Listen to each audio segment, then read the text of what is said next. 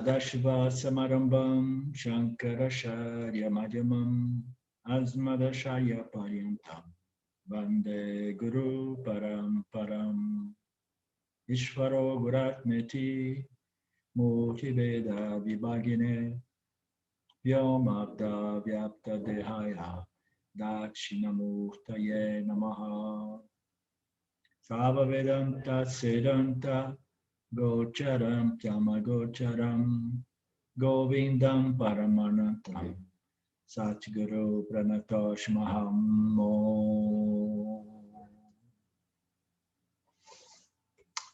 Om Shanti. Shanti Shanti Om. I think David I was going to just say David. Wait. yeah, he has just joined us. Okay.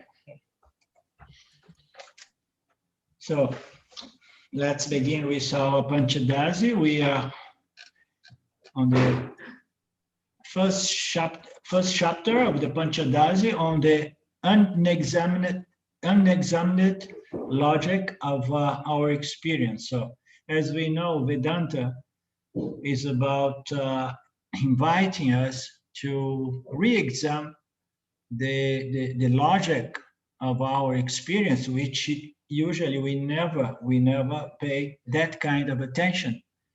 So we go through life so fast, and we are so extrovert towards what's happening out there that we miss, we overlook, we discount several things that are very, very much intrinsic in our day-to-day experience of life. Therefore, Vedanta is totally based, it's very practical, it's based on the unexamined logic of our experience, as we know. Consciousness is not part, product, or property of experience. So we are following the same logic. We know that experience is an object. And how we know that an experience is an object?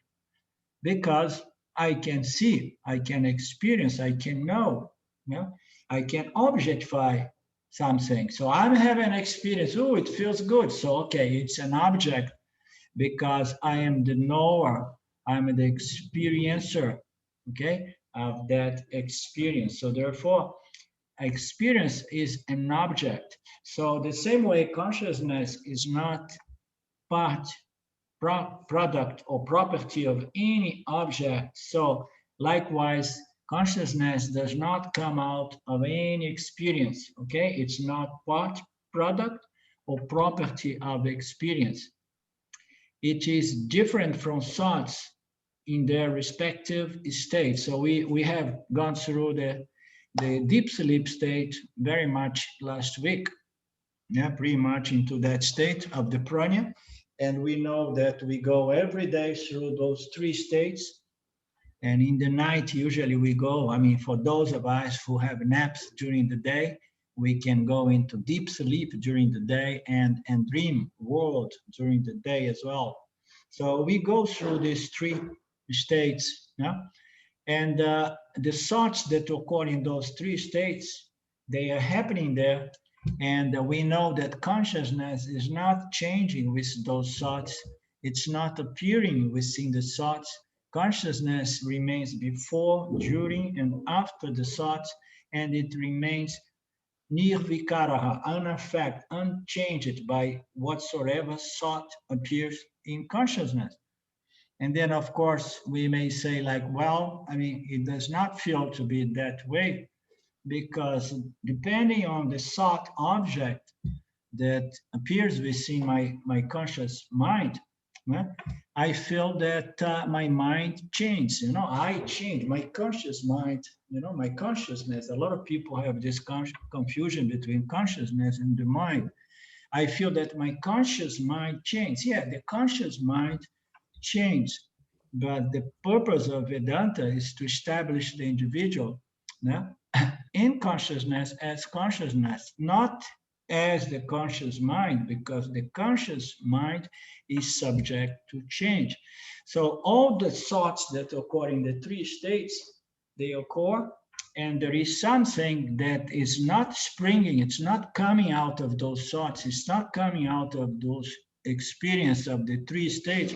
Something else is there, something that is the same through all the three states, and something that is free and independent of every one of those states and their respective thoughts.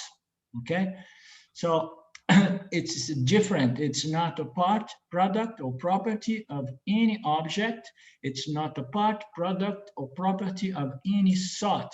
It's altogether different. It's an independent principle or independent entity, or howsoever we want to address or refer to this conscious existence of ours. So it's totally free and independent of all the thoughts that occur within those three states, yeah? Three mental states. Consciousness does not have any state. The states belong to whom? Belong to the Jiva Atma, okay? The mental states of the Jiva Atma. It's difficult to perceive, but it's easy to understand if you have a qualified mind. So here Vidyarana is touching the subject of qualifications, which, if I remember well, he does not go much into the qualifications, because he assumes, now when we come to a more advanced text, Vedantic text, so the writer or the teacher assumes that the people have certain degree, certain degree of qualifications properly developed. So it's difficult to perceive consciousness. Perception, it happens through what? Through the sense organ, and through the mind. The mind is going to perceive. The mind is almost like the sixth sense, okay? Because it integrates the five senses, and then it brings up that as one single experience. This experience is an object. The mind is there. The consciousness is backing up the mind. The mind changes with this experience. Consciousness remains absolutely unaffected.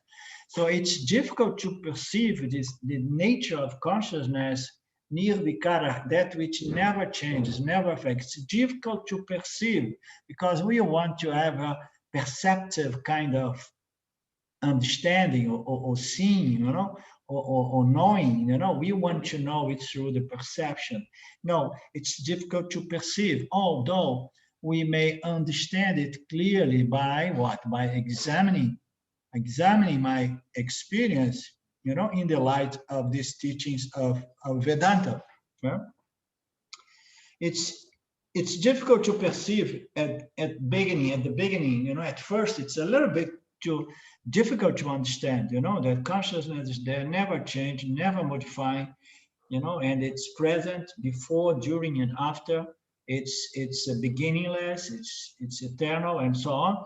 It's a little bit difficult to perceive if the mind is still a little bit dense, a little bit gross, if the mind is still lacking some refinement, some subtlety, or some purification or contemplation. So it's difficult to perceive if we are not really qualified, but it's easy to understand if the mind is qualified. If the mind is qualified, we can understand it. We can never really perceive consciousness directly as an object of knowledge / experience, but we can understand it. And once we understand it clearly, we can even perceive it, because we see and we feel it even, that consciousness is shining in my intellect. The intellect is changing according to the thought objects it comes in contact, but I consciousness remains as the light of the illuminator. So gradually that can be developed, this knowledge into its element of experience. Experience is this light of consciousness, that which never changed to experience. Okay, so but in the beginning it's very subtle. It sounds like vague, it sounds like abstract, it sounds like a little bit strange for people if they do not have the mind refined and subtle enough. For example, when we experience a physical object, we experience light and the object. So here we have light. Oh, now we can say we have direct light here, and it can go on and off, on and off. Consciousness is a light, but it never goes on and off. You cannot, we don't have a switch to do like that with consciousness. Now we say, no, I mean, when I go to deep sleep, I turn off the light. No, you turn off the mind. My consciousness is still there shining in the eye sort of the pranya jiva, no? And the pranya jiva is going to be having a certain experience. But here we have a light. And this light is revealing a watch. Yeah? There is a watch here. Yeah? And then when we experience this watch, what do we experience? Yeah?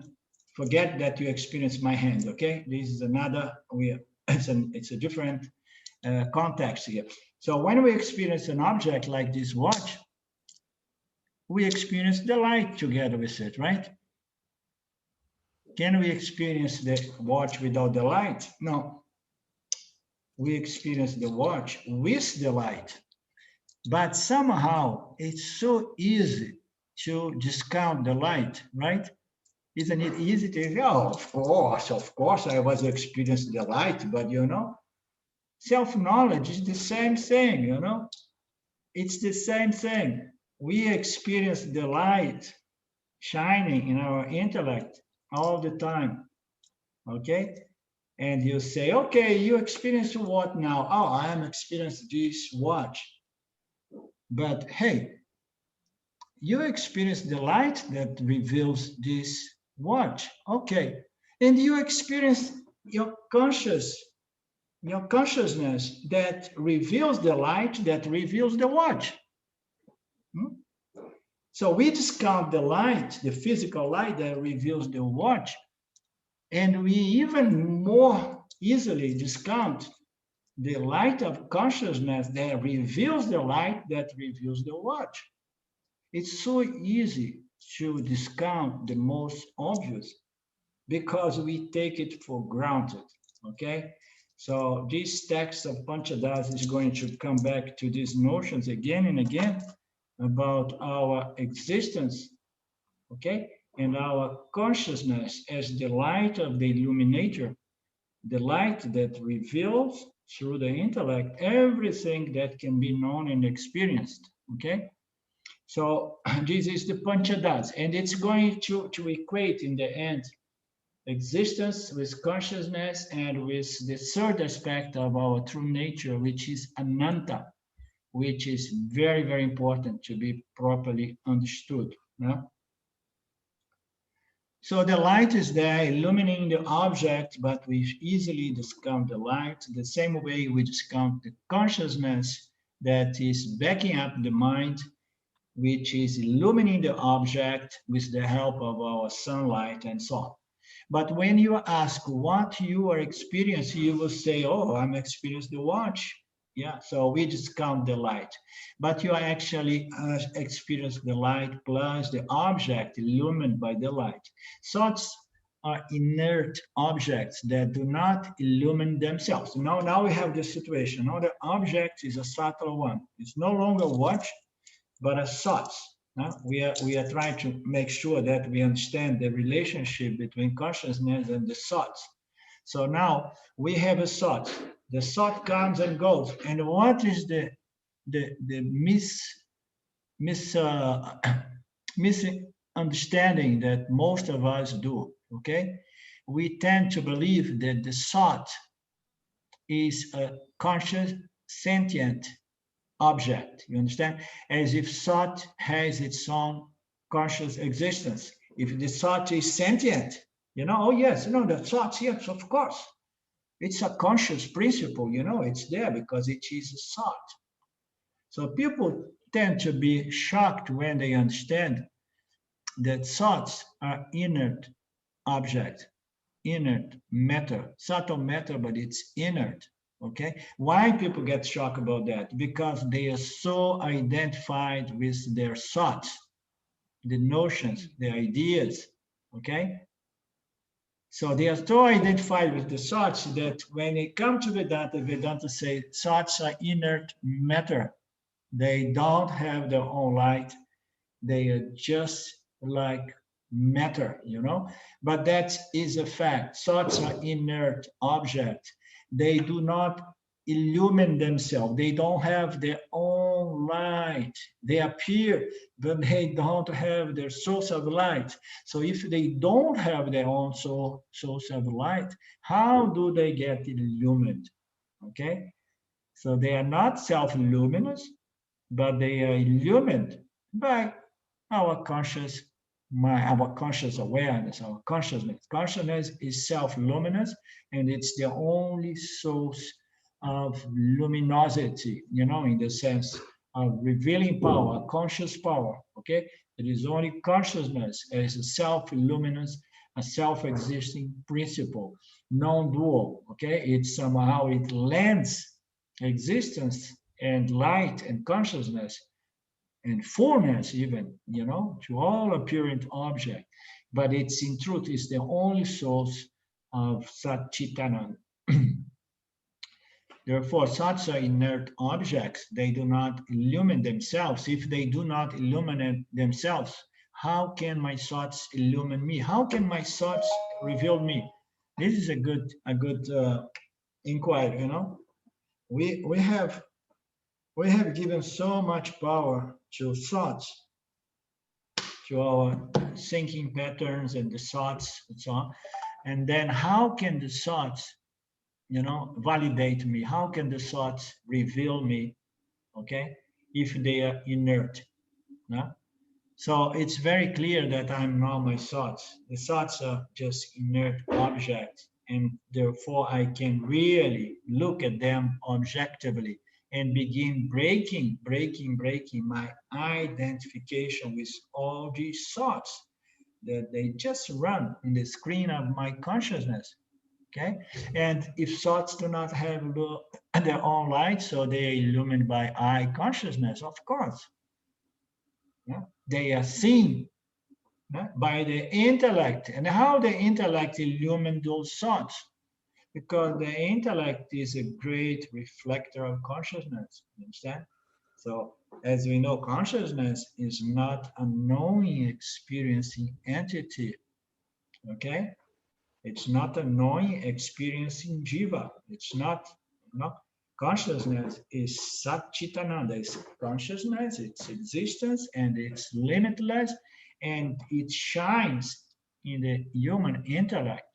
And then the human intellect is going to borrow sentience to the thoughts. And the thoughts, we may think that, oh, okay, these thoughts, they have their own sentience, their own consciousness. No, they're inert.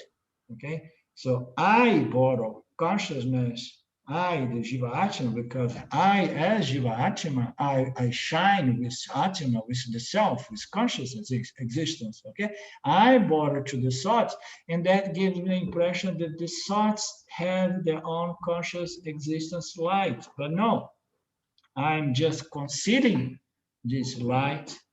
I receive it from consciousness and I pass it on to the thoughts just for the sake of illumining and revealing the thought. The thoughts are objects, but they are subtle and they are not always easy to be recognized as such, as objects. And it's very easy. We get confused to these thoughts and we wrap up our sense of existence, of mind, of consciousness, we wrap up with those thoughts and then we are confused. We confuse ourselves in our fundamental nature with those thoughts, these ideas that run on the screen of my conscious awareness.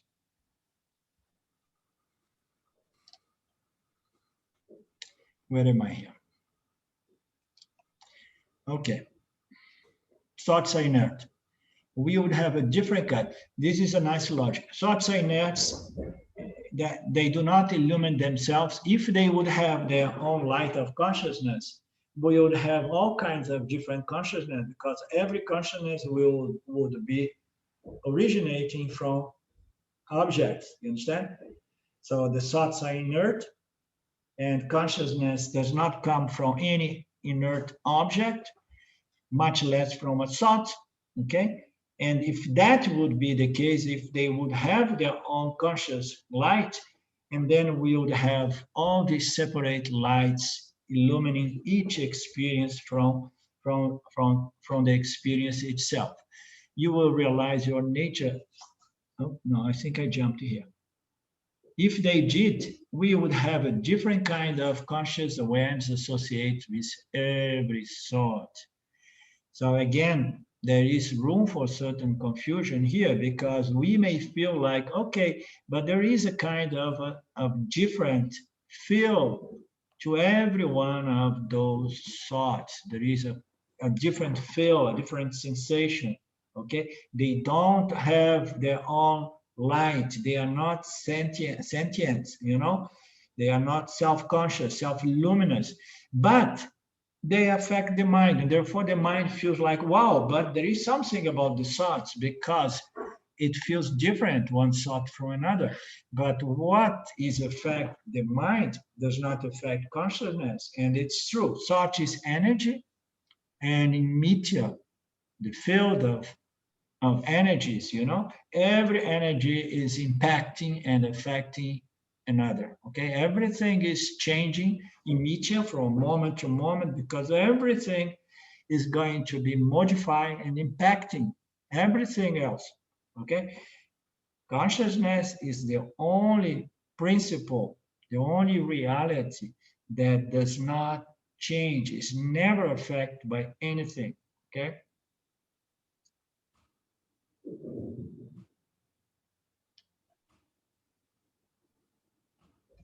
Experience is thoughts illumined by consciousness, of course. Experience, what's experience? Experience is a bundle of thoughts put together, you know, that makes up an experience. And then it's illumined by consciousness, okay? And it's felt in the mind, in the intellect, as what? As a good experience or bad experience. You understand? Punya and Papa. I like it, I don't like it. Consciousness exists prior to every thought and remains when the thought subsides, of course. If you can develop the ability to separate the light illumining, the light of consciousness illumining every experience from the experience itself, you will realize your nature as conscious awareness and your freedom because you do not change with experience, and your limitlessness. Why? Because there is only one consciousness, and I am that. You understand?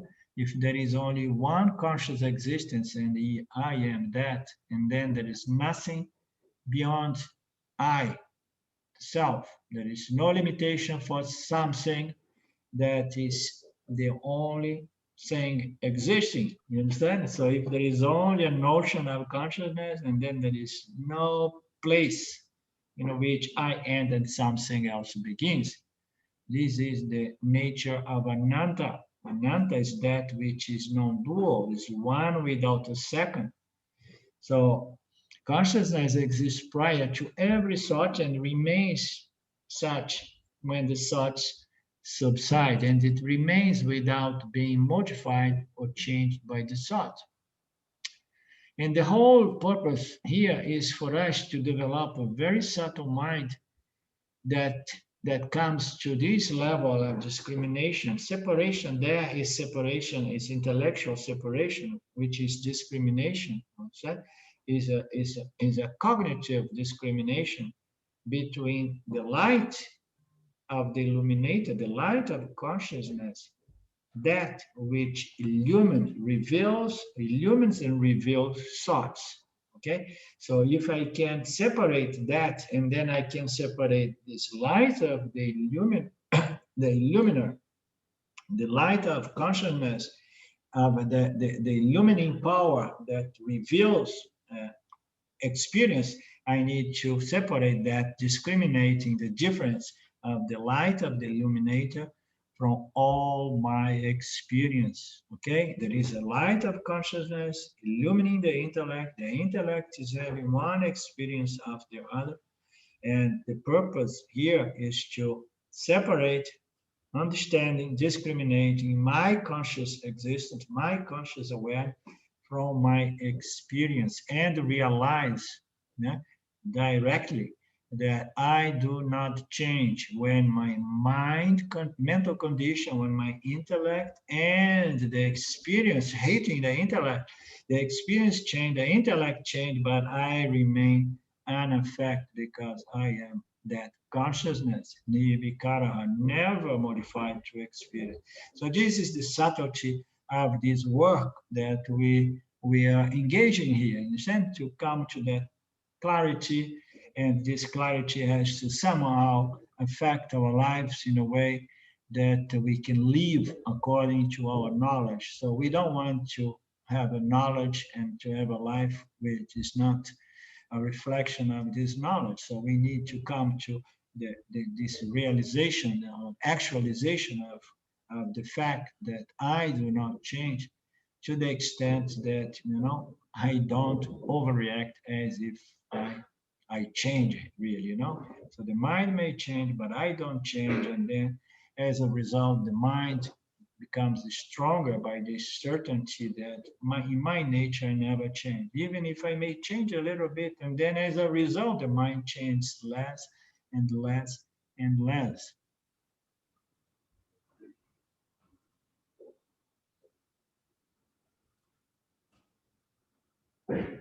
You will realize your nature as consciousness, and you will be free. You will free yourself of the sense of limitation and modification and temporality. You know.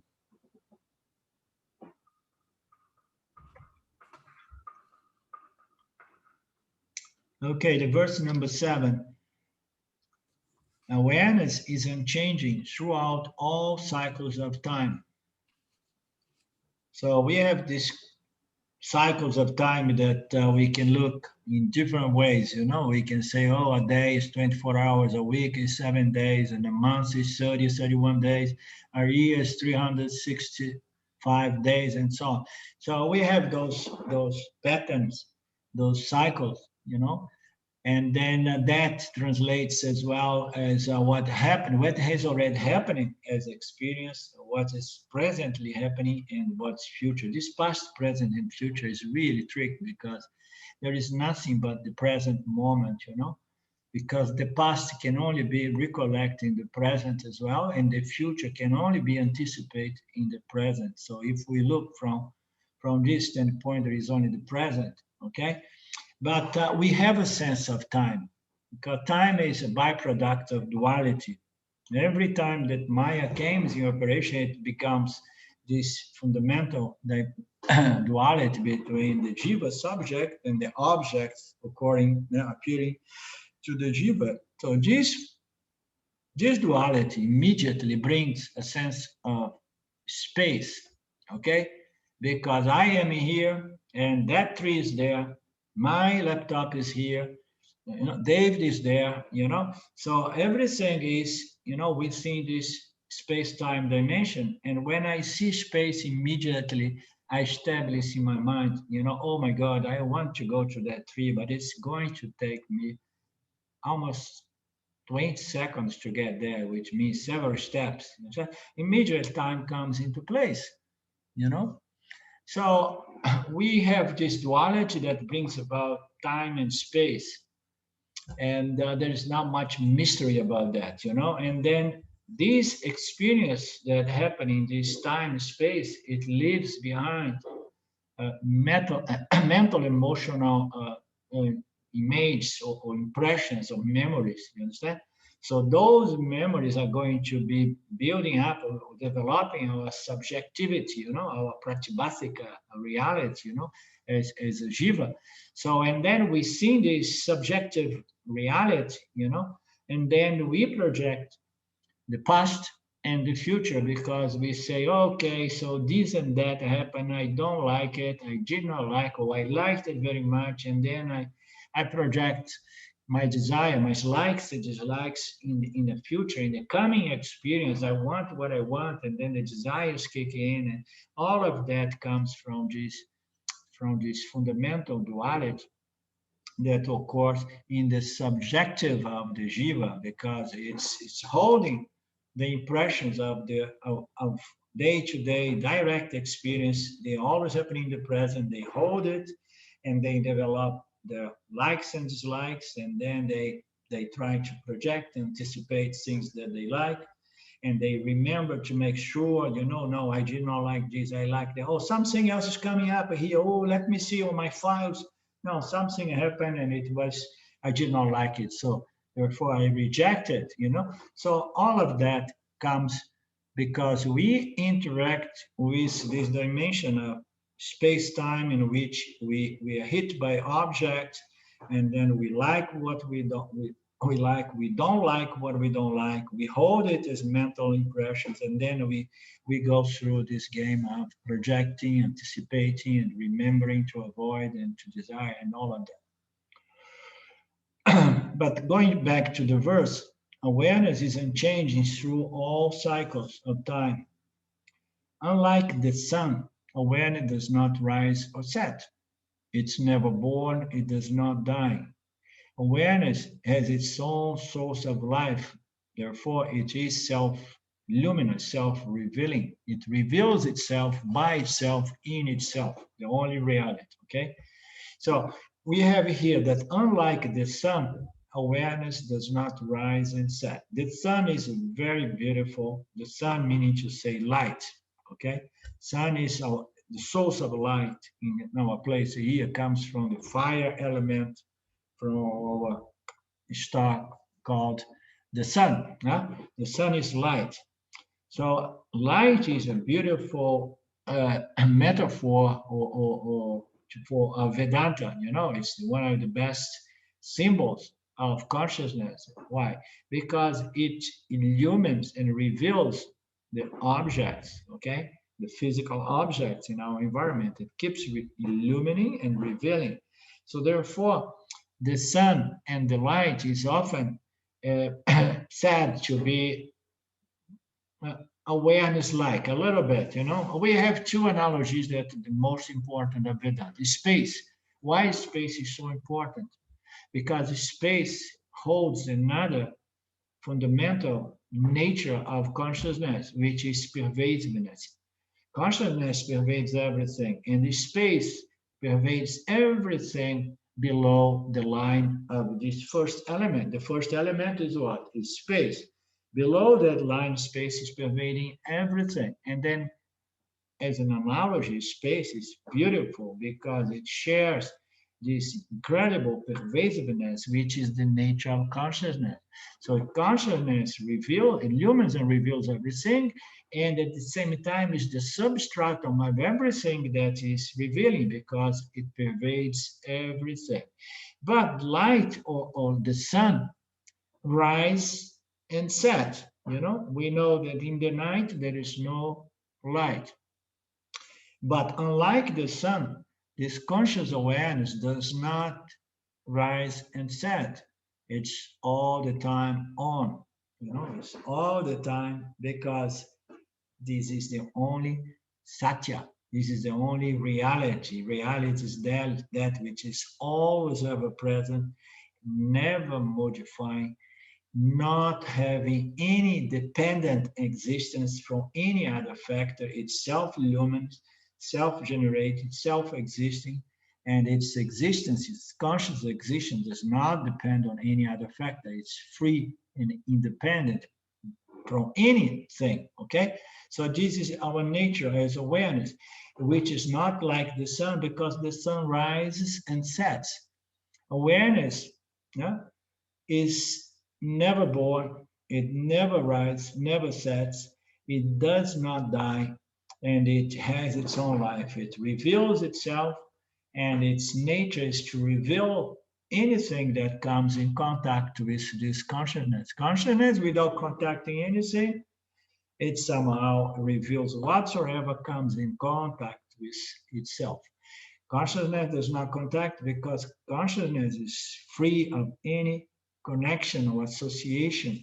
It's the nature of consciousness to shine and to illumine all those superimpositions produced by Maya. Huh?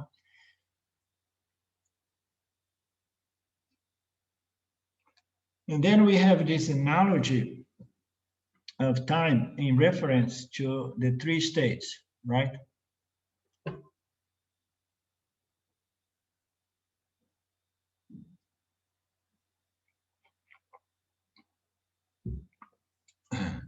Then we have this reference of time in analogy to the three states, because we have so many ways we can structure this concept of time, you understand? But then in Vedanta, we say time, which is like we could get a cycle of one day, is nothing but the three states, you know, change again and again. So every day we go through these three states. Yeah? And can you excuse me just for a moment?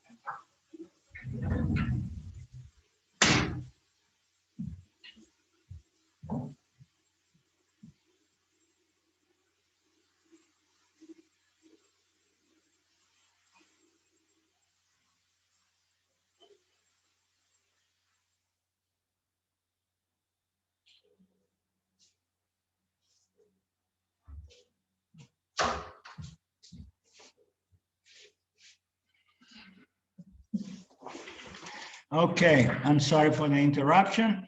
A little break.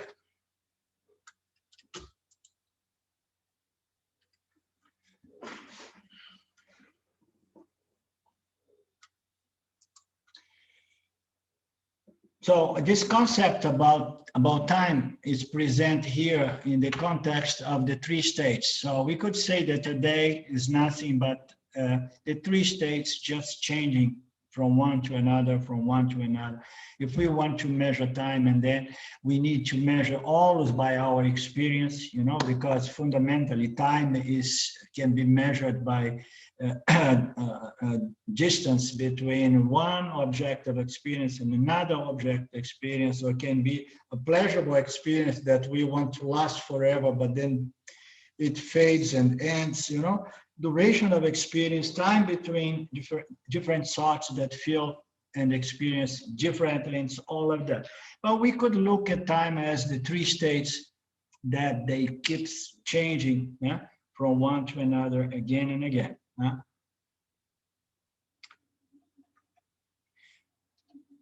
Science claims, so, but the bottom line here is that although the days differ, the amount of experience we have in a day, some people deep sleeps more than others. So the day may differ to everybody. Some people, they almost do not go through the other two states. They remain awake all day long, you know, and in part of the night as well.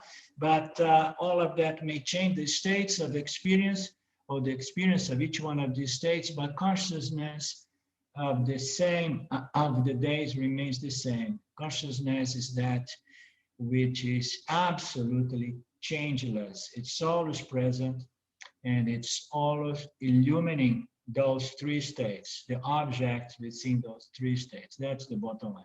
Science claims that consciousness evolved from matter, but it's not a product of anything. So it's not even a product of thought. It's not a product, of course, of the brain. It's not a product of the mind. It's not a product of the intellect. It's somehow on the contrary, you know, everything is a byproduct of consciousness, although consciousness does not do anything on its own. Consciousness is a karta, but somehow Maya utilize consciousness to bring forth all these sub-products. But consciousness is not a subproduct of anything. Everything is a subproduct of consciousness. Okay? So science claims that consciousness evolved from matter, but it's not a product of anything. Everything is a product of consciousness. It cannot evolve because it's eternally existent. For consciousness to manifest, although for consciousness to manifest in media, okay? Consciousness is all ever manifest as the light of the illuminator. In the absence of the universe, it illumines itself. It's self-luminous. It illumines itself the same way the sun is there with its own luminosity. And in the absence of anything else that it comes in contact with the sun in space, sun remains there illumining itself. Okay, consciousness is all the time self-luminous. Okay, and it's not a product of anything. For consciousness to be observed. Okay, observed or manifest in media, in Maya, you know, in samsara, for it to appear and be witnessed and experienced by us, consciousness requires a medium, okay? And that we could go into a nice conversation about the different ways consciousness manifests itself, okay? But it's more clearly manifests when a certain medium appears, and this medium, we know it is the jiva, okay? And the jiva does not necessarily mean a human jiva. It can be an insect, it can be a virus, it can be a cockroach, it can be a bird, it can be a cat, a dog, it can be anything, okay? So any living creature is a jiva. And every time we see a living creature, we know that consciousness is there. We know by inference. We say, okay, now if it's alive, it means consciousness is there, okay? If it's not alive, if it's you know, not moving and it's already decomposing, and then you say, oh, consciousness is not really there, okay? Or consciousness in association with the subtle body that was enlivening this physical body is no longer there, okay? So this consciousness, in order for it to manifest, in order for it to be evident, okay, it needs appropriate medium, and this medium is a jiva. If there is no jiva, it cannot be perceived, okay? As we know, consciousness is all over the place, okay? It shines, it illumines, and it's enlivens, and it animates everything. Everything comes from consciousness. But in the absence of everything, what happens to consciousness? Oh, consciousness disappears. No, consciousness is there, okay? Not in contact with any of those superimpositions or objects produced by Maya Ishwara. So it needs a medium, okay? If there is no medium, it feels like consciousness is not here. It's not manifest, but I'm making a point here that consciousness is that which ever manifests, okay? Although it can appear as the universe, or it can remain as the potential in its seed form of the universe, okay? But consciousness is always there in the presence of the universe or in the absence of the universe. But we often say manifest or unmanifest, but most important here is that it needs the body of the Jiva in order to be perceived, to be noticed. You know, if the body cannot, but the body cannot manifest consciousness. Consciousness are going to appear when the body is alive. It appears that it manifests with the body, but no, consciousness was there. The body came out of consciousness, but there is no body, no physical object that can bring forth consciousness. No physical matter, no body, no jiva can bring about or manifest this consciousness, okay? It appears as that consciousness appears with the jiva, but no. Consciousness does not manifest with the jiva, okay? Consciousness provides or concedes conscious existence to the jiva, and then consciousness can be perceived in the jivas. And then we tend to believe, and then it's coming from the jiva. No, the jiva is coming from consciousness. You understand? There is no jiva body that will ever manifest consciousness. When the body appears, it is manifest, but the body cannot manifest consciousness. The body is manifest out of consciousness in association with Maya. Maya consciousness does not associate with anything, it's associationless, but every time that the Maya superimposing consciousness, and then come Ishwara, Jiva, all jivas and Jagat, the world. You know? So the body cannot manifest consciousness because the body is inert matter. The thought is subtle inert matter. The physical body is gross inert matter. So of course the body can never produce consciousness. Why it is important, David, we are looking at that again and again. We are trying to break the identification that we as consciousness have with the body, because this identification with the body is the most disturbing fact, you know, in the human experience, because we identify with something that is absolutely inert. We define ourselves by this inert body, and we suffer because we know that this body, being just apparently real, it's bound by time. It has a beginning and middle and end, and it gets older and develops disease, and the death is inevitable. So we want to see clearly that what we are does not depend on the body. You understand? Otherwise, we always think and say, okay, I'm conscious, but I'm nothing without this body. No.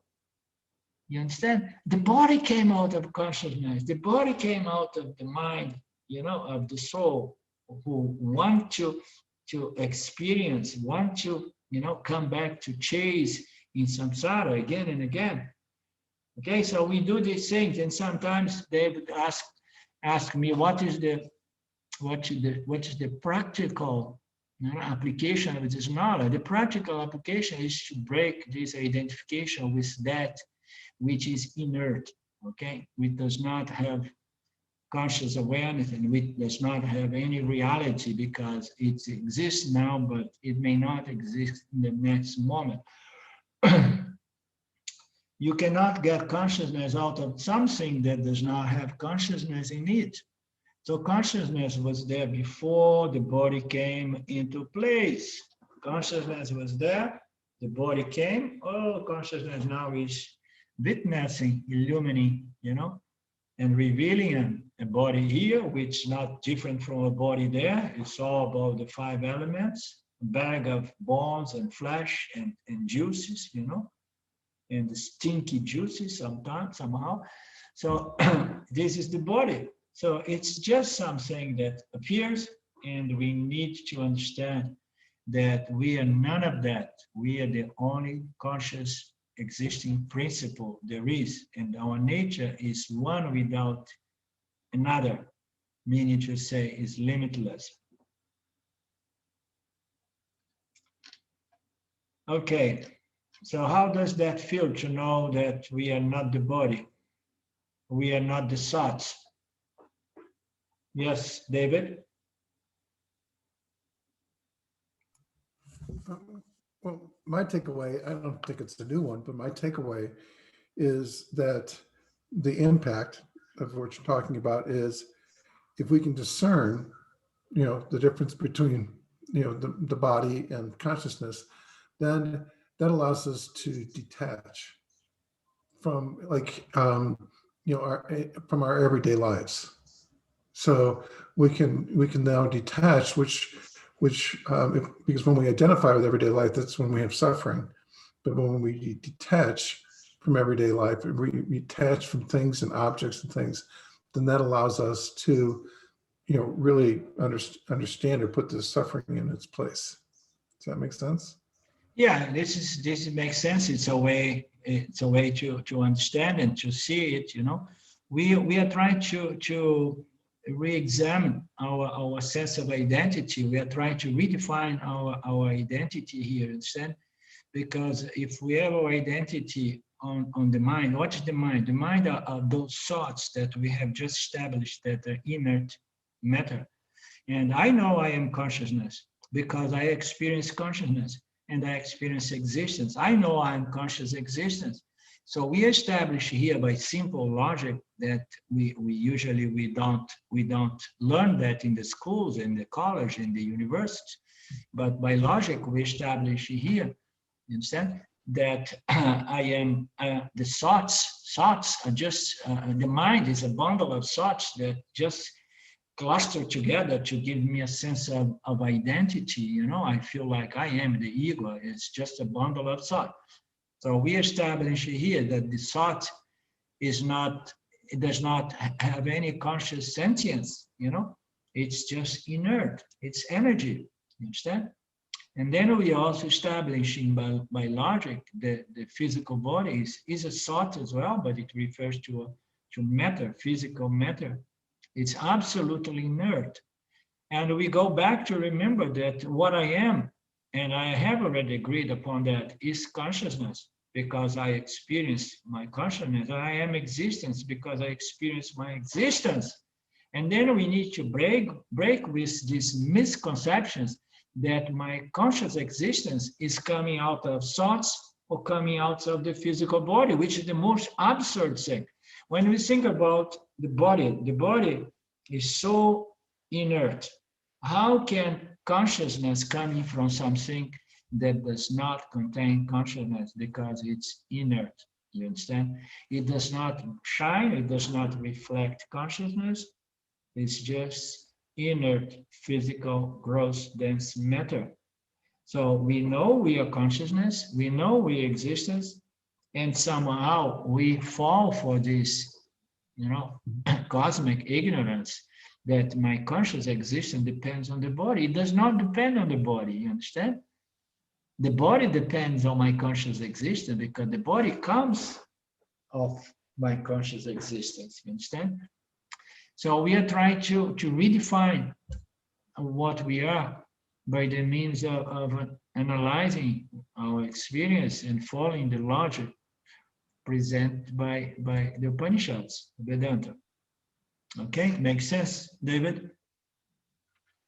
We are grown-ups. If you say that to people, people who are beginners in the spiritual world, it may be devastating, it may be shocking to tell them you are not your thoughts, you're not your notions, you're the image created by all these thoughts you have about yourself and the world. All of that is inert.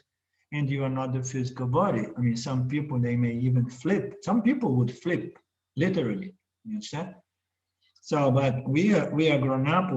Our goal is really to go into these deeper waters and reestablish our identity, you know, which is Satchit.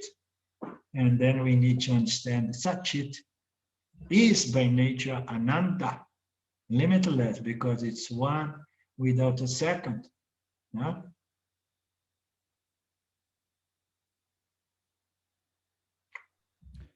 Can I ask you something, Arlindo? Yes, please. Can you explain me why do we say that consciousness is in association with a subtle body? Because we always say that, but it's a little bit difficult to me to think that consciousness is pervading everything. It's the same for everybody, but at the same time we say that this is associated with jiva, a subtle body. Is there? Well, I mean, like the words are very, very, very limited. You know, I mean, we don't have much words to describe consciousness and explain consciousness. So if we say that it's associated with Maya, and then again, and then in the next verse, the Upanishad says consciousness is unassociated. It's associationless. You know, it does not associate with anything. Okay, because how can consciousness associate with anything? So the best way to understand, the best way I came up with by studying and contemplating on these teachings, by trying to share these teachings, you know, is that consciousness being like the light, being like the space, you know, it somehow pervades. The nature is to pervade everything, okay? And the nature is also is to shine in meteor. And how it shines, you see, Ramji has given the name of his website, Shining World. The world shines with consciousness. Consciousness is what makes the world alive, you understand? So consciousness, every time it comes in contact with a subtle body, it shines, producing or reflected consciousness, okay? So we can say it reflects, but I find it a better word to understand it, to better construct, to help us to understand our nature. It shines with the subtle body. Subtle body is such a beautiful reflector. It has so much sattva, and then it shines with consciousness, and that is the Jiva Atma. So now, shall we say that consciousness got associated with the subtle body? No, consciousness was not associated, but Maya produced this superimposition of all sorts of objects. And then every time a certain object called a jiva is superimposed or projected in consciousness, and then we have these micro reflectors, you know, called the jivatma, which is consciousness reflect in a micro reflector. The macro reflector is Maya. Maya reflects consciousness to produce this phenomenal world. And then within the phenomenal world, we have this micro, infinite numbers of these jivas that are going to reflect consciousness. So consciousness does not do anything because it is a karta, okay? Maya does everything, but it seems that the nature of consciousness is to pervade and to reveal, but it seems that consciousness cannot resist the subtle body. Every time that the subtle body comes in contact with consciousness, you know, consciousness shows up and say, "Oh, here I am, here I am." You understand? It's I mean, the jivas are the best possible advertisements or advertisers of consciousness because they are reflectors, okay? But consciousness does not do anything. It's just, its nature is to illumine, to reveal, to pervade. and to shine every time there is too much sattva in contact with it, superimpose on it. The best analogy is a mirror. Get a mirror and bring it close to a source of light, and it,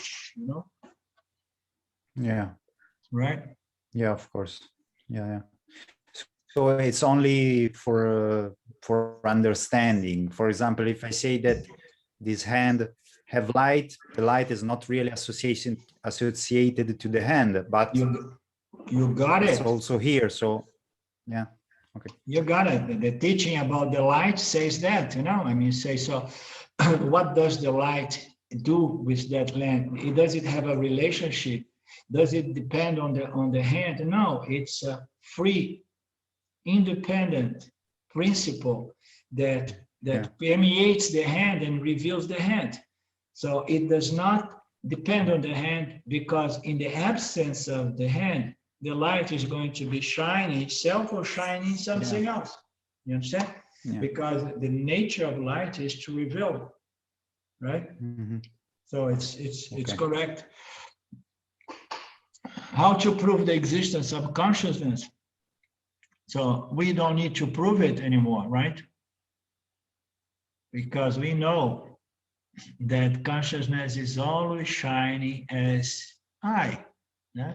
This I thought, I exist. Yeah? I perceive, I know. So it's so self-revealing. It's so shining all the time through the three states that the very question how to prove the existence of a consciousness, it's absurd for people like ourselves. You understand? So only the materialist people can ask such a question.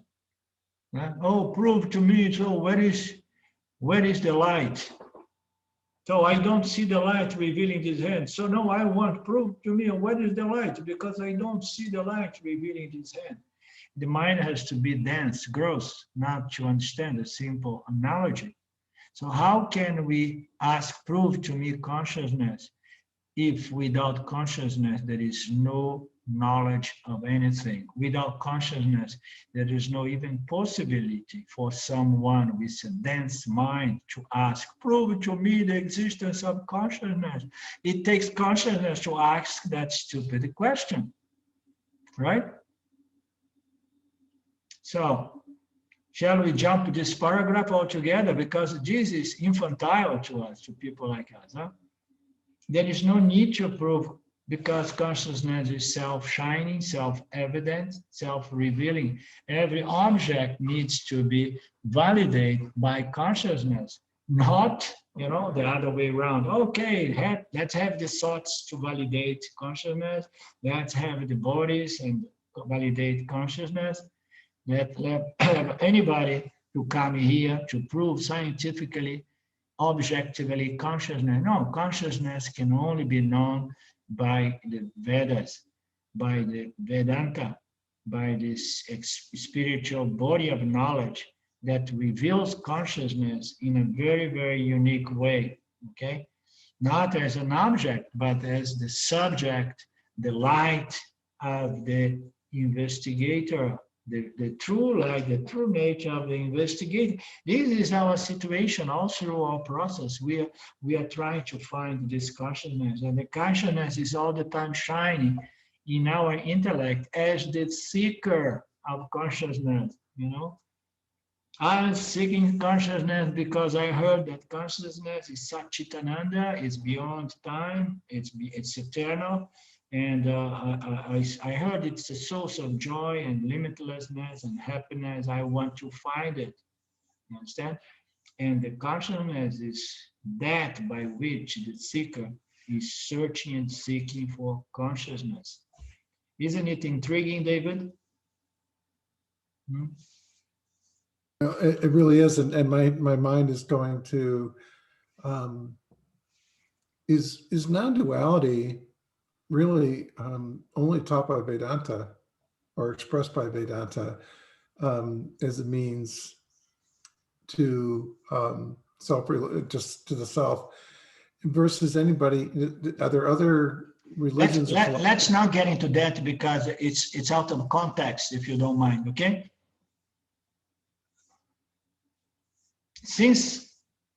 But consciousness requires no validation, as we know. It proves the existence of everything. It reveals everything. Everything can be validated by consciousness, by knowledge, but none of this revealed object can validate consciousness.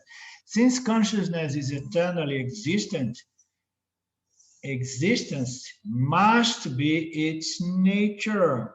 It's very nice. If consciousness, we know, is Sat, is that which is always ever existing, present. If consciousness is that which is always there, why it's always there? Because it's by that any and everything can be known and experienced and witnessing, you understand? So you need the light of the illuminator, you know, as that which reveals everything, to determine that this is everything. This is everything requires a subject conscious principle that illumines and reveals everything. You understand? So we cannot search for this light within the objects that are being illumined by this light. This light can be only found as the subject conscious principle, which is not the mind, but it is the conscious awareness that illumines the human mind, human intellect. It's always eternally existent. Therefore, existence must be its nature, its intrinsic nature, its sat, the isness, the existence of everything. There are no two or more existence. There is no one or two or three realities. There is only one reality, is the isness, is the existence of everything. Is one, it's non-dual, okay? There are no two existence or more. The scripture says that existence is non-dual, advaitam. There is only one existence. And then we could have a discussion, oh no, but you know, I have the feeling that existence of David is different from the existence of Ruth. So, and then we need to follow the logic of Vedanta to understand that the existence of David and Ruth are the same. Okay? So they exist due to the existence of Satchitananda, Brahman. Brahman concedes the existence of all superimpositions produced by Maya.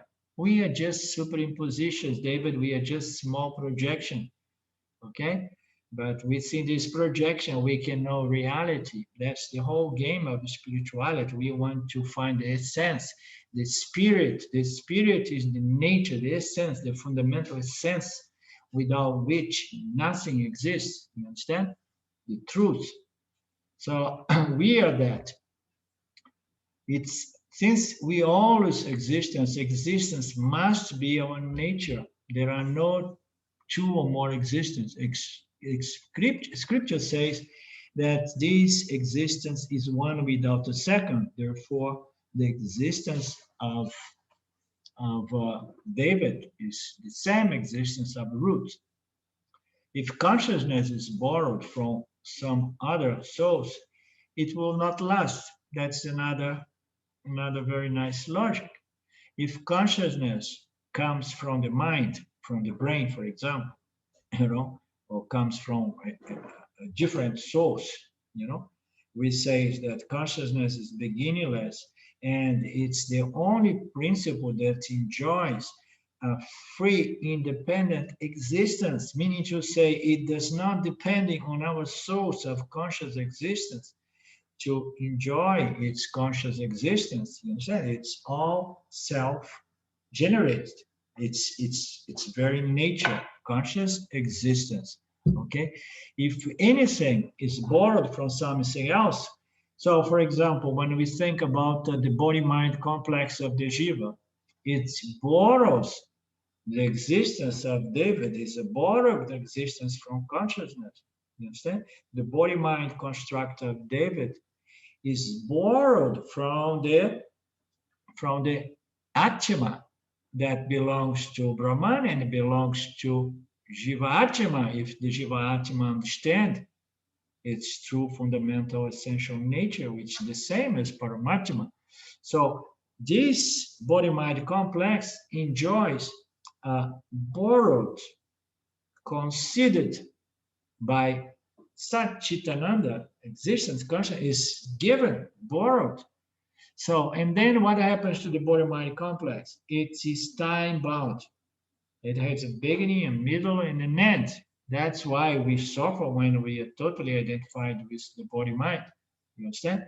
Why? Because our existence as a body-mind complex is a borrowed existence, and anything that is borrowed has a lasting moment, you know?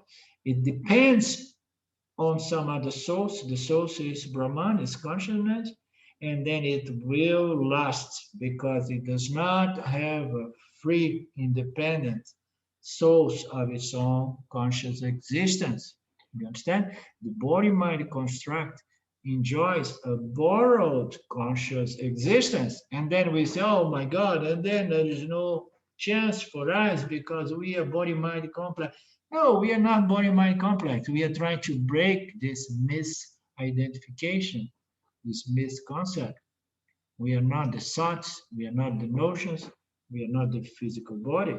We are the Atma, the self of this body-mind construct, okay? We are perceive, reflect consciousness, yeah? Whose nature is the same as original consciousness. You understand? So that's what allows us to understand our fundamental, free, independent nature as Sat and Chit, limitless conscious existence.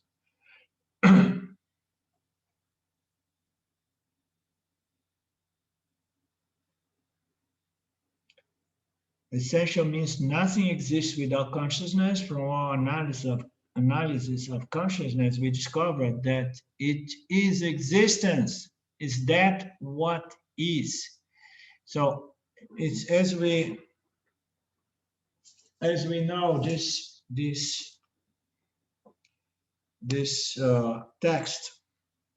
textbook of Vidyaranya is called Inquiry into Existence.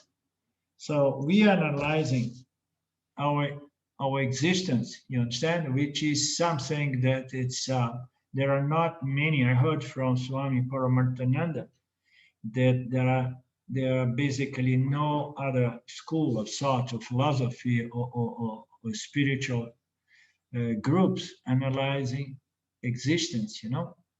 So this is a very, very unique work. We are analyzing our existence that feels sometimes to be almost like a philosophy. How can I analyze existence? But we need to think in terms of our existence as well, you know? Consciousness, we may say, oh yeah, no, we have to analyze our consciousness. Oh yeah, consciousness, I know, it's the mind. No, it's not the mind. And then people, okay, no, the mind, it's not the mind. But I feel my consciousness is expanding and growing and so on. I had an epiphany and my consciousness was like, ooh, like a balloon, okay? No, but now we are talking about existence. How can we define the existence of everything, okay? So that's what we are doing here. So we are looking at the essential nature of consciousness as existence. Therefore, Sat Chit are there defining our true nature because they are the two sides of the same coin. You understand?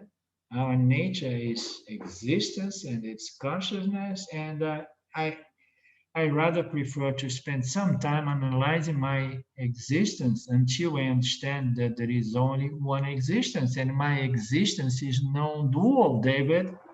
My existence is non-dual. My consciousness is not mine. Consciousness is non-dual. Everything enjoys this nature of Sat Chit, you know, which is existence, consciousness.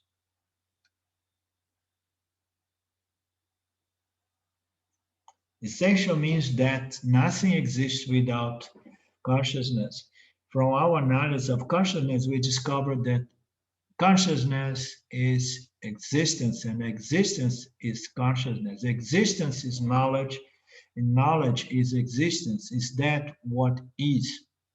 If I ask if you have a doubt about whether you exist, or if you have a doubt about being conscious, you will say no. I have no doubt, of course. No? So everybody would say no.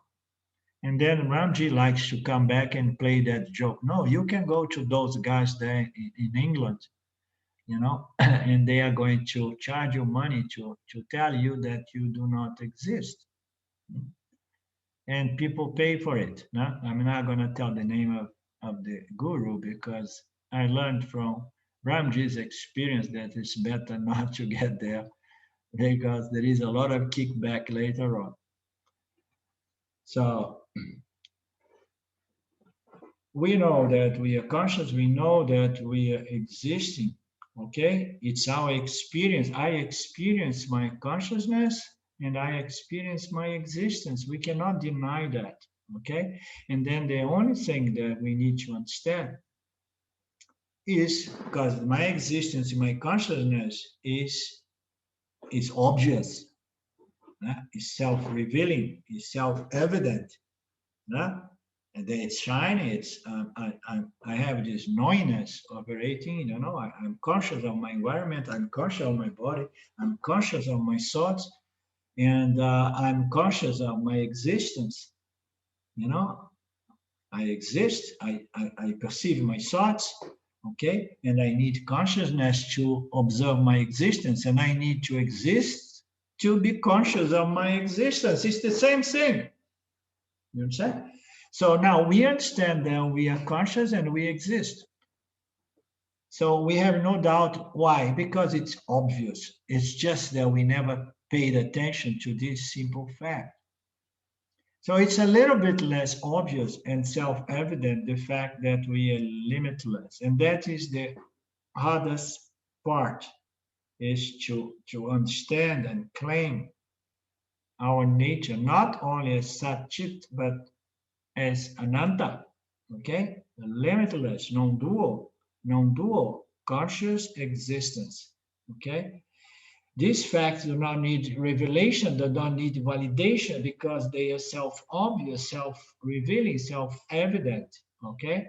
So later on, we're gonna have to work a little bit harder to establish our Ananta, our limitless nature, okay? Summary. An analysis of experience reveals that awareness is always present and that it does not change. The thoughts change, but the awareness of them does not change. Now, just imagine, oh my God, thank you that awareness does not change. Otherwise, how I would learn about my thoughts. Just imagine if my consciousness, if consciousness or the consciousness I enjoy here as a Jivatma, if my consciousness would be changing all the time, and how I would know, witness, and understand my changing thoughts. Because then I would have the thoughts that are changing, the emotions that are changing, and awareness, consciousness that is changing as well. You need a changeless factor, principle to, to apprehend, to, to witness, to experience and know that we change. If we would be a changing phenomenon, there would be no possibility of learning and growth because it would be a mess. Everything is meeting is changing, and such a change, there is no background, there is no screen. It's by the changeless that I can capture the changing phenomenon projected by my Ishvara. You understand? If my nature would be changing, it would be impossible to live and to grow. It would be a mess. Everything would be, there would be nothing really real. It would be all total chaos. The thoughts change, but the awareness of them does not change. Awareness is not a part, product, or property of any thought, although it is intimately associated with every thought. What is the intimately associated? Is the thoughts do not exist with consciousness to illumine and reveal them. Consciousness is going to produce the thoughts with the power, with the association with Maya, under the superimposition of Maya. Consciousness is going to concede existence to the thoughts, is going to bring about these three energies, and then the three energies are going to bring about the subtle elements, and then thought energies would be there. So it brings about, and then it illumines, and reveals, and know these thoughts. So awareness cannot be a part or product of any of these thoughts, but it has an intimate relationship with the thoughts, the same way, light has a certain relationship with this, but there is no relationship. Relationship usually involves codependence. You understand? This relationship or intimate relationship is a little trick way to say that. It is intimately pervading, intimately pervading the thoughts, pervading, revealing, and revealing. So that is the relationship, which is not really a relationship, because when we think of relationship, usually we think in terms of duality, in terms of codependence, okay? And consciousness is the only free, independent principle, conscious principle. When I see a dog, awareness, consciousness is called an experience when it is in a relationship with a thought. A thought is not different than the object, and the object is not different from the thought of the object. Every time the consciousness comes in contact with an object, one of those superpositions of mind, so we have what? We have an experience, okay? Consciousness is called an experience every time it reveals an object. And to whom consciousness reveals object? Consciousness reveals object for dear jivas. Consciousness has an affection with the jiva. They say, okay, I let Maya project all of this, but under one condition. I want to have my jivas there because I want to experience this realm of duality, you understand? And I'm going to reveal everything to my jivas, to my human jivas. Consciousness was already present when a thought appeared in it. A dog thought is not sufficient for the experience of a dog. Consciousness is required. So a dog thought is not enough for an experience of a dog. Why? Because an experience is another name for a knowledge of a dog. In order for a knowledge of a dog and a dog thought is not enough, because a dog is inert, metaphysical matter, and the dog's thought is an impression, a mental impression in the mind of the jiva in respect to that dog object. If you have two inert principles, you cannot have an experience, because the experience requires consciousness, because consciousness or experience is another name for consciousness when consciousness receives a superimposition of an object in itself. And then there is this superimposition, and then there is the thought, there is the dog, and then without consciousness, there is no experience. Experience requires knowingness, knowledge, consciousness, okay? So without consciousness, there is no experience of the dog. The thought and the dog are not enough. If you remove consciousness, there is no experience. Consciousness is that because of which and the thought is known. Consciousness is that because of which we know what we know what we do not know, and that because of which we know the thoughts. Okay? Where am I? Consciousness is that because of which this thought is known, of course. Consciousness is that which allows knowledge. Several, depending on the context, consciousness is another name for knowledge, or jnana. You understand? Consciousness is the power to know. You understand? Knowingness, this knowingness principle. Before I got to Vedanta, I used to like this word very much, knowingness, because knowledge happens in the intellect to the jiva, which is the knowing agent, the agent. But knowingness is the principle, which is another name for consciousness. But I did not know Vedanta. I was trying to find words such as knowingness to differ knowingness from the knowledge of an object. Understand? The knowingness is the consciousness that because of which we can know things. We can know cats and dogs. Therefore, consciousness is that because of which the thought and the objects are known. The varieties of experience are due to the varieties of thoughts. It's not due to a variety of consciousness. So again, we are hammering to establish the fact of our non-dual nature as consciousness, because non-dual nature is equal to limitlessness, and limitlessness is equal to ananta, and ananta is experienced in the in human intellect as ananda, satisfaction, bliss, peace, contentment. If consciousness is true today, it must be true forever. If consciousness is existence, and existence is the isness of everything, is non-dual, is the only reality. So there is actually no time, just three endless, and then there is this jump of concept here. There is only consciousness. This is the ultimate.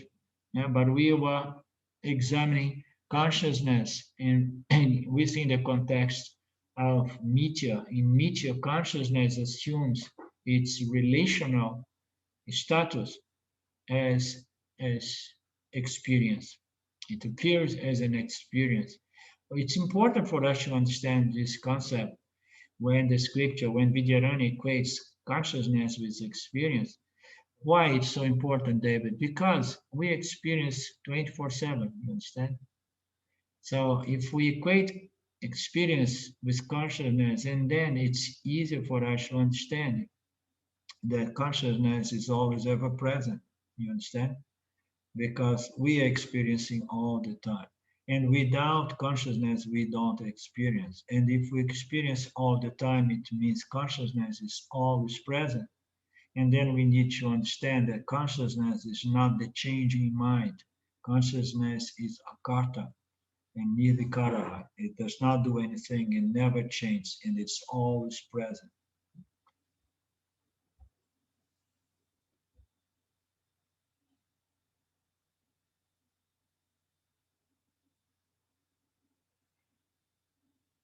If you argue that the dog exists out there in what you imagine to be reality, the world, the physical dog, investigate the dog. It's meat, which is matter. So this is a different angle of analysis. So we could look into the objects, and then we want to define what is the dog, for example. Is it the tail, the legs, the hairs, the furs, or whatever, it's matter, it's flesh, So this is, it's basically just the 5 elements which can be resolved into particles and into ultimately into space, and the space is going to be resolved in consciousness as consciousness, because everything resolves in consciousness, which is the only reality. Only consciousness stands alone. The space is not absolute. It does not stand alone. It depends on consciousness. If there is no conscious awareness of space, how can space hold its existence? Space is created by Jiva. Okay, Jiva brings about, this knowledge experience of space. You understand? As the container of all experience, of all objects. If there is no consciousness of space, how can space exist? We say that it resolves in its source, which is consciousness. Everything is resolved. The dog is resolved in consciousness. The Jiva Ishwara is resolved in consciousness together with space. So the dog is you, consciousness, but you are not the dog. Again, we say that again and again. Everything that Maya produces is resolved in consciousness as consciousness, but consciousness is none of these things. Okay? So anything that we project on the screen, we can say, it's just the screen. But we can never say that the screen is all these objects. So in which way Mithya is Satya? In which way Satya is not Mithya needs to be understood. Consciousness can never be said to be the superimpositions made by Maheshwara, okay? Because those are just an apparent reality, and consciousness is the only reality, okay? So all those projections that change, modifying from moment to moment, they have a fleeting passage. It lives, it exists experientially, relatively, all exists. And the existence of all of these projections are given or considered by consciousness. And consciousness is there, never ever change. Okay, everything resolves in consciousness as consciousness. And then they say, oh, great, everything is consciousness. They'll say, okay, but take it easy because consciousness is none of this. You understand?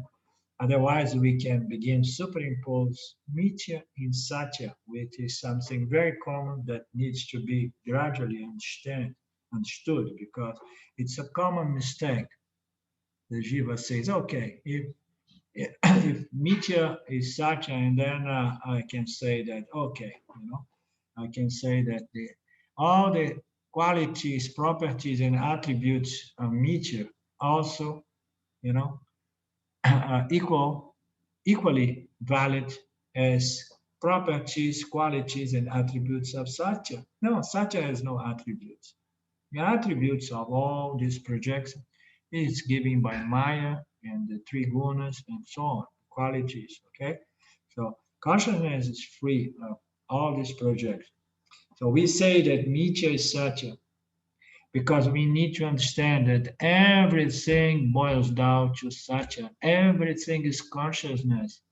Everything is the screen of consciousness, is the screen of existence, okay? And then due to this superimposition, it seems to us that these superimposed objects, they are real, but they are not real. Consciousness is the only reality.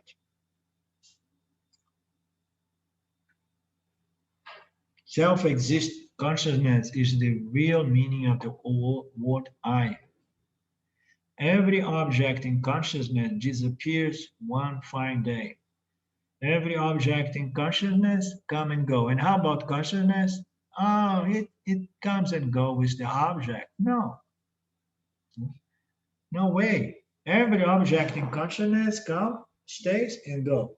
Every thought comes and go. Okay?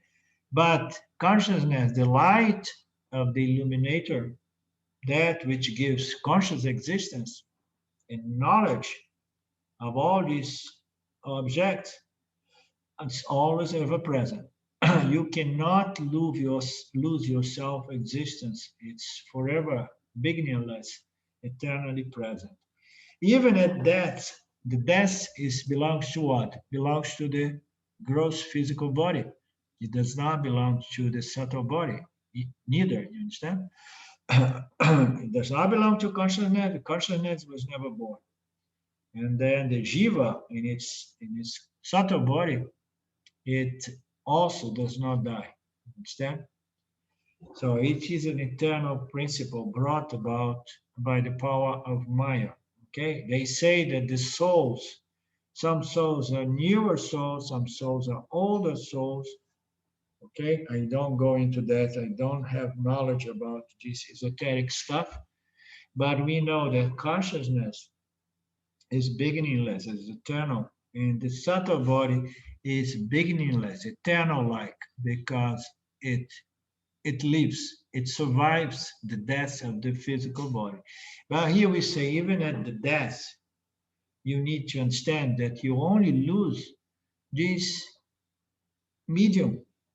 Your consciousness, you are losing this medium. Oh, but this medium, I love this medium so much. It's my favorite medium, you know. How can you know? It's your mind that's saying this is my favorite medium, because the mind got really into this hooked, intimate relationship with the body.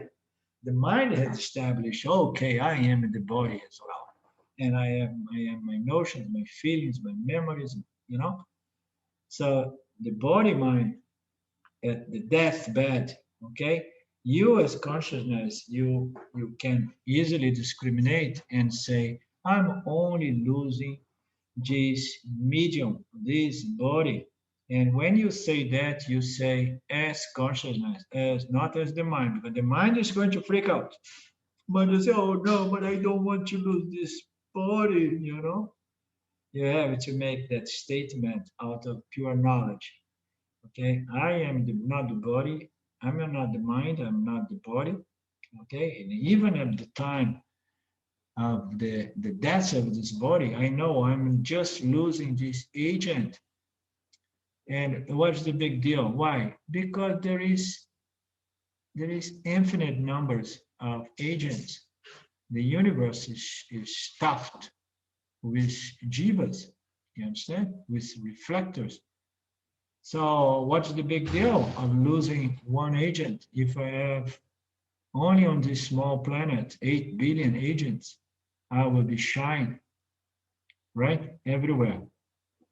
So consciousness does not need to be concerned about losing this expression as you do when you go to sleep. This is very nice. When we go to sleep, are we concerned and afraid that we're going to lose our existence?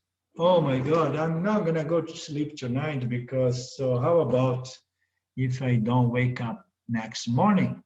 Huh? No, we go confidently. We move through the three states without any concern. Why? Because I know that I don't change and I survive this cycle of one state after the other. I survive. And the death of the body and the gaining of a new body is just another cycle. You understand? I, conscious existence, I survived these little cycles during my lifetime. Remember, time is just a sequence of three states. I survived, I have full confidence, I'm not afraid. I go to my deep sleep and my dream state, absolutely sure that my existence survives all this change. So likewise, we survive the change of this human dress into hopefully another human dress as well. We don't want to come back as a cockroach, for example, right? I don't think it may be much fun.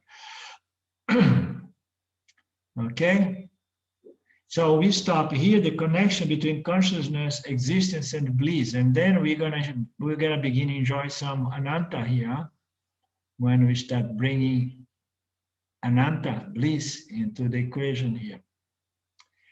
Do we have any question?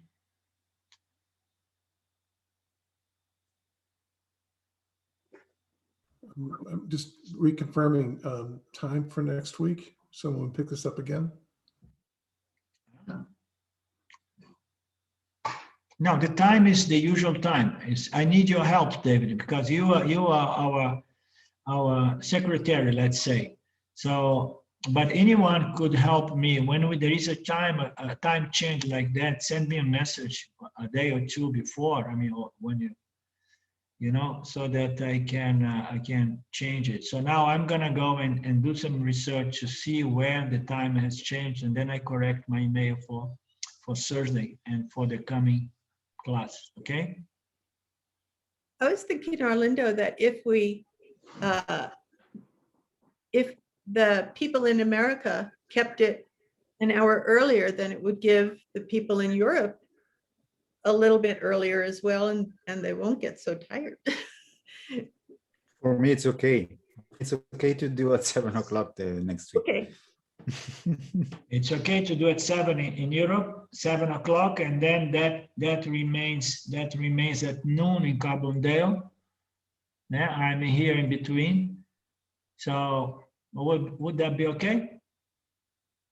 To keep the noon time Perfect. to Carbondale? It's good for you, girl? Wouldn't it be one? Wouldn't it be one in Carbondale? One. Right, it's, Yeah. it's Oh, One they- in Carbondale. I understood Lynn saying that we could keep at noon and then change for the people in Europe instead of 8 p.m. in Europe, make it at 7 p.m. in Europe. I adjust in between as well, but that's what the suggestion of Lynn, you know. Now, will you or Europe go on a daylight savings time at some point? I think Europe is no longer changing. Yeah, this time is it changing still? Yeah, it will change, but I'm not sure when. I think in a couple of months. I'm not sure when Okay. exactly. I always forget. In Italy, 27 and 28th of March. So I have 1 week.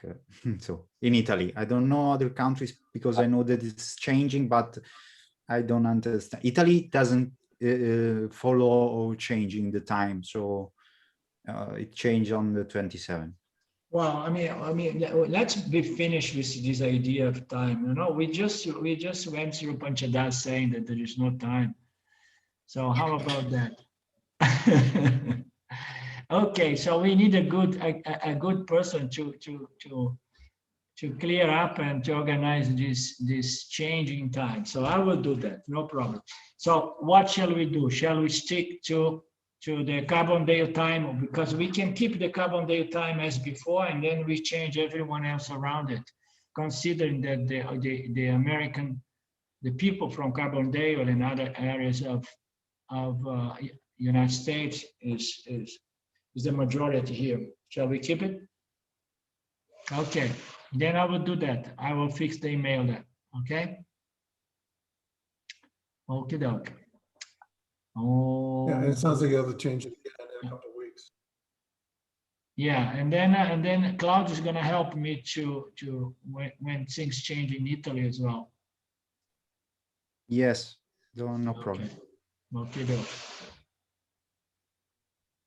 Om Purnamada Purnamidam Purnamudachyate Purnasya Purnamadaya Purnamevavashishyate.